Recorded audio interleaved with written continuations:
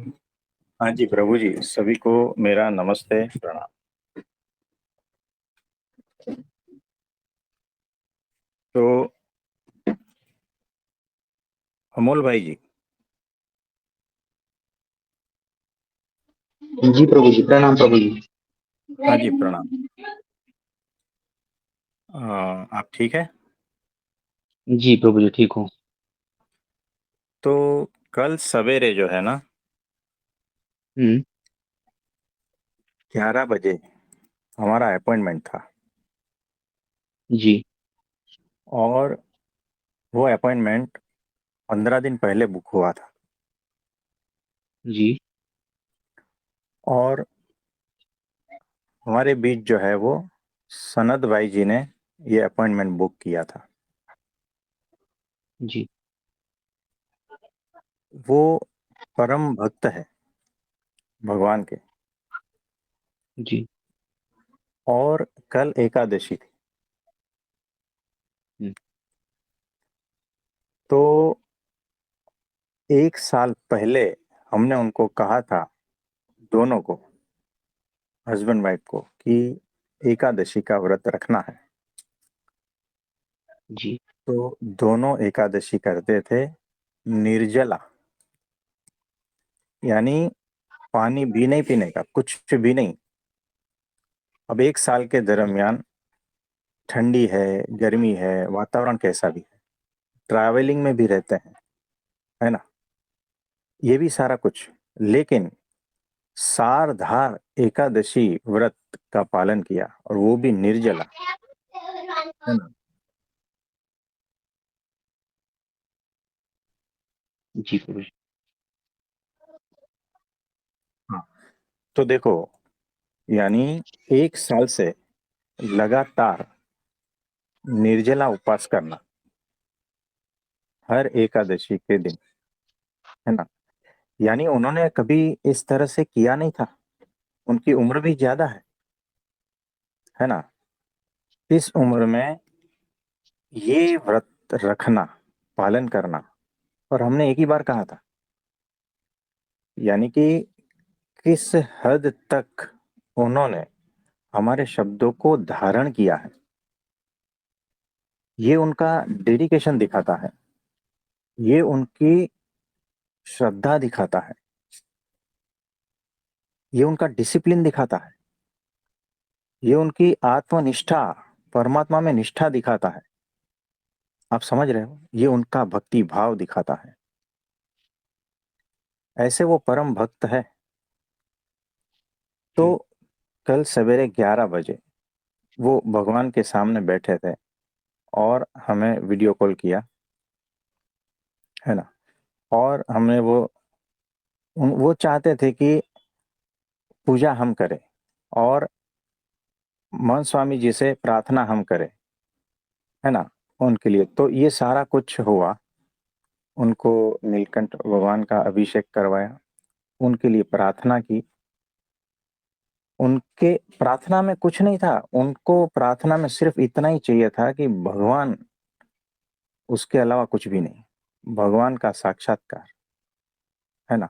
और उनसे जुड़े जितने लोग हैं, वो सभी का कल्याण वो मांगते थे, है ना। यानी दूसरों के लिए ही सारा कुछ मांगा उन्होंने। तो हमने पूरे परिवार के लिए प्रार्थना की, सबको आशीर्वाद दिया, और सारे शुभ संकल्प थे वो उनके पूर्ण हो, इसके लिए भी प्रार्थना और आशीर्वाद दिया उनको। तो इस तरह से ऐसे परम भक्त हमारे बीच है। बताओ, ये एकदम छिपे रहते हैं, एकदम छिपे रहते हैं। कभी वो नहीं दिखाते हैं कुछ अपना, ये सारा कुछ होता है ना, वैसे नहीं दिखाते हैं। आप समझ रहे हो। जी। तो कल हम परम भाग्यशाली थे कि उनके दर्शन का मौका हमें मिला। ऐसे परम भक्त जो जोड़ी में है ना, उनके दिव्य दर्शन का हमें मौका मिला। इसीलिए हम परम भाग्यशाली हैं कि भगवान के ऐसे भक्तों का दर्शन दुर्लभ होता है। सोचो, ये ऐसे भक्त है हमारे बीच। जी तो प्रभु। सनत भाई जी,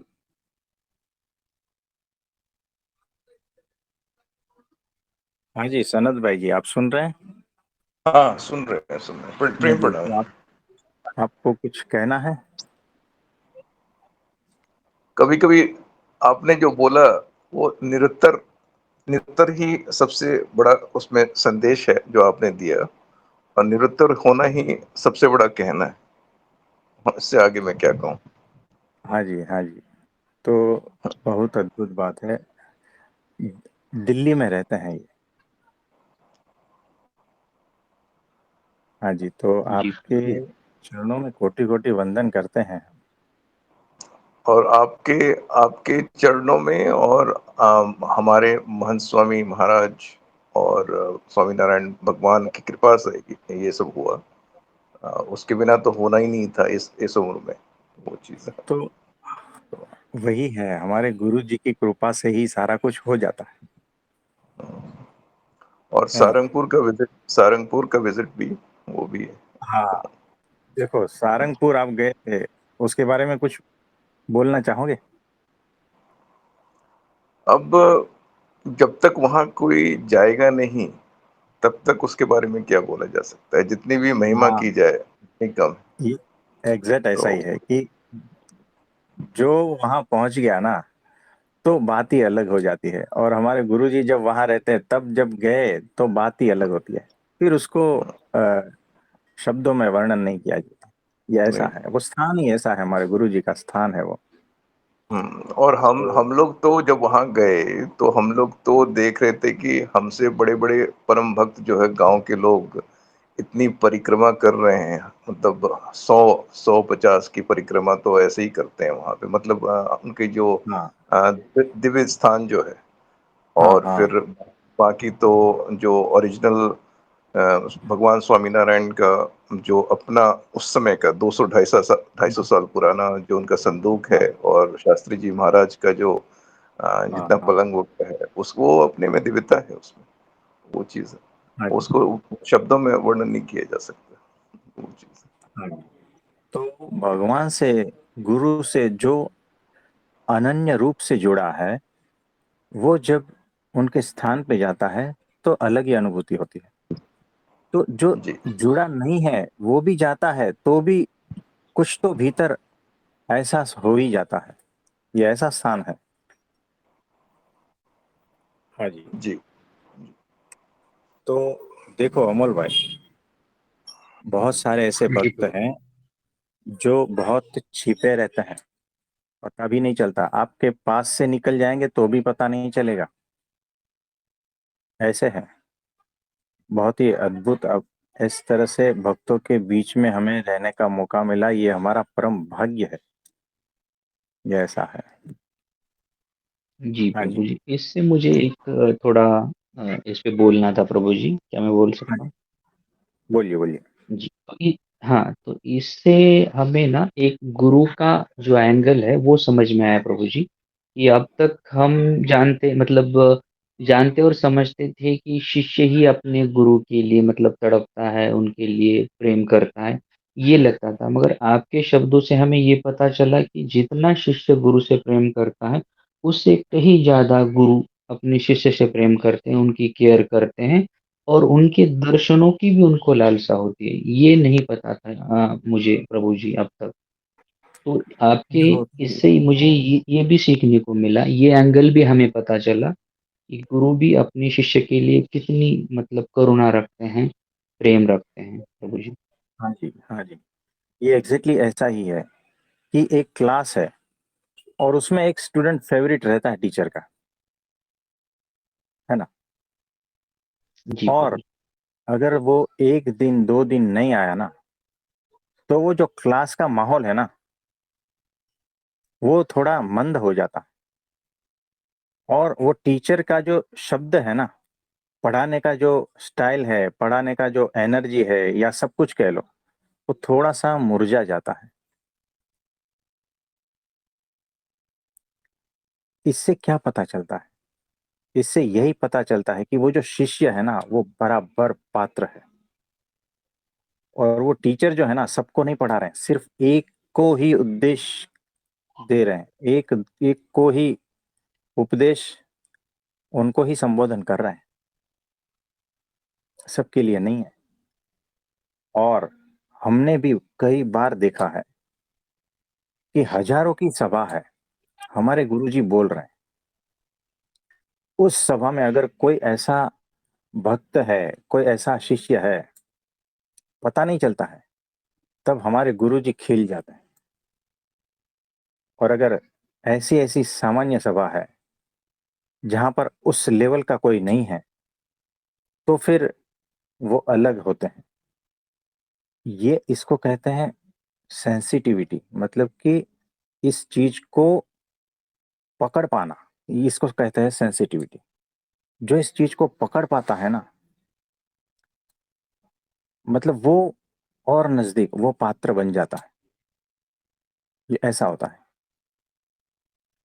तो जी प्रभु जी। इस पे और भगवान, हाँ, आप देखो, बोलिए। हमारे गुरु जी जो है ना ऐसे भक्तों की माला करते हैं, जो ऐसे परम भक्त हैं, जो ऐसे दिव्य भक्त हैं, जो बाहर से एकदम कंगाल दिखते हैं, लेकिन आंतरिक वैभव अत्यंत राजा महाराजा जैसा है। आंतरिक वैभव यानी उनकी वो स्थिति, आत्मिक स्थिति की बात कर रहे हैं। वैसे भक्त जो है ना, उनका वो स्मरण करते हैं, ये क्या हुआ, ये बात है। हाँ जी। और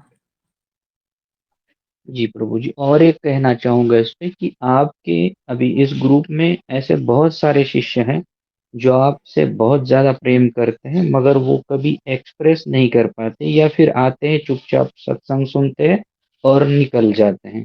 तो ऐसे भक्तों के लिए प्रभु जी आप क्या कहना चाहेंगे? वो सारे भक्त बहुत अद्भुत है, हम जानते हैं, एक ही झलक में हम जान जाते हैं। फिर चाहे वो बात करे ना करे कोई फर्क नहीं पड़ता, है ना, लेकिन वो नोटिस में होता है हमारे। तो ऐसा है। और वैसे अद्भुत भक्त जब रहते हैं तब हमें बोलने का मन होता है, नहीं तो हमारा स्वभाव बोलने का है ही नहीं, बिल्कुल भी नहीं है, हमें तो बोलना तक नहीं आता। ये ऐसा है। तो जो आपने देखा होगा कि गाय का बछड़ा होता है, एक आध महीने का है, और जब वो दूर होता है तो उसकी माँ जो है ना, वो गाय उसको याद करती है। और उसके जो ये रहता है ना, उसमें जो दूध निकलता है ना, वो सिर्फ उसके बछड़े के लिए निकलता है। बछड़ा आसपास होता है तो ही वो दूध निकलता है, दूसरे का बछड़ा रहेगा तो नहीं निकलता है ना, क्योंकि वो पात्र है उसके लिए। इसीलिए जो है ना, वो बछड़ा लाना पड़ता है, तब उसका जो है कुछ हार्मोन्स रिलीज होते हैं और दूध देते हैं। तो ये किसान लोग क्या करते हैं, जो गौपालक वगैरह सब, उसके बछड़े को नजदीक लाते हैं, तब नेचुरली उसका दूध फिर निकाला जाता है। आप समझ रहे हो? यानी जब उस तरह का कोई शिष्य है, तब गुरु जो है, जो वाणी और जो बरसते हैं, वो सिर्फ उसके लिए बरसते हैं। और उस बरसात में दूसरे आसपास के जो लोग हैं ना, उसको भी लाभ मिल जाता है, उसका काम बन जाता है, भले ही ना पात्र हो। आप समझे? जी प्रभु। ये वैसा होता है। और कुछ पूछना चाहते हैं? जी प्रभु जी। हम भी ये कहना चाहते हैं प्रभु जी कि जिस दिन भी हम आपका सत्संग अटेंड नहीं कर पाते हैं किसी काम से वगैरह, तो उस दिन भी हमें जो है वो एकदम ऐसा खाली-खाली लगने लगता है और फिर हम आपकी पुरानी जो वीडियोज़ है या सत्संग है वो सुनते हैं, तो फिर अच्छा लगने लगता है उस दिन के लिए। हाँ, ये होता है, शुरुआत में ऐसा ही होता है, क्योंकि अभी जो है आप डिपेंडेंट हो, है ना। अभी पूरी तरह से वो आपके भीतर प्रकट नहीं हुआ है, नहीं तो हर वक्त जो है ना भरे भरे रहते हो। जिस दिन गुरु को भीतर धारण करके प्रकट कर लिया ना, उस दिन के बाद में फिर वैसा कुछ भी नहीं लगेगा। खाली खाली सुना सुना ये सब कुछ नहीं लगेगा।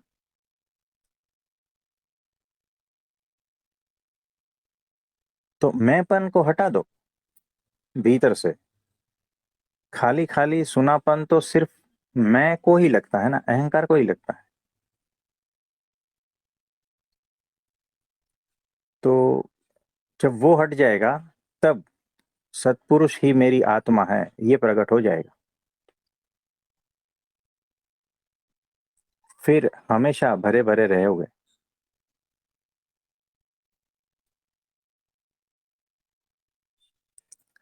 हाँ जी, और कुछ?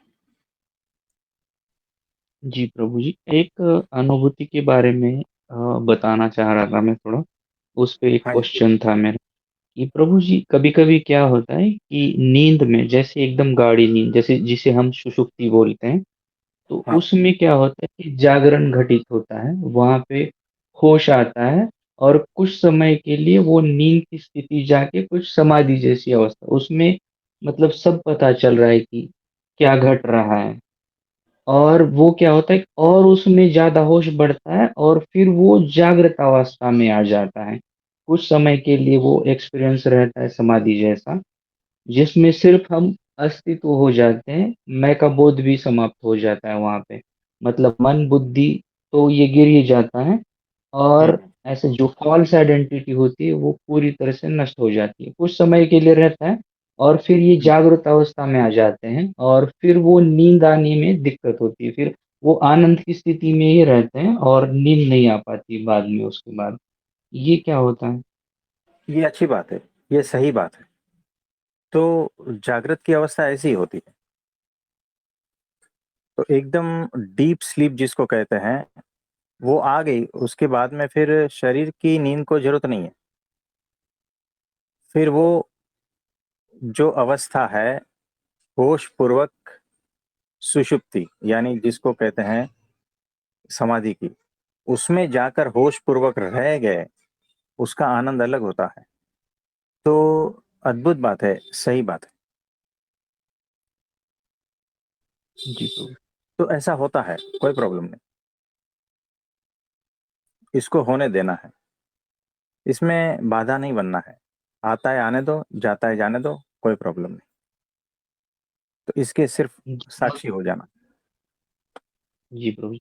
पर ये होने के बाद उसके बाद ना नींद नहीं आती है प्रभु जी। वो एक अलग ही स्टेट बन जाती है वो, और फिर नींद भी लेने का मन नहीं करता और कुछ नहीं। हाँ, यानी कि देखो, नींद क्या है? बेहोशी जैसी अवस्था है ना। तो जब पूर्ण जागृत हो जाते हो तो बेहोशी में कौन जाएगा, है ना। तो जो आनंद आपको नींद में आता है ना, देखो, हर तरह से थके हो, है ना, और बहुत सारा कुछ कार्य करके भी थक गए हो, और बहुत सारी परेशानियां हैं, टेंशन है, फ्रस्ट्रेशन, डिप्रेशन, ये सारा कुछ है। उसका सिर्फ और सिर्फ सामान्य लोगों के लिए एक ही इलाज है कि सो जाए, नींद आ जाए, बेहोश हो जाए, है ना। या तो नहीं आती है तो दारू पी ले ताकि बेहोश हो जाए, है ना।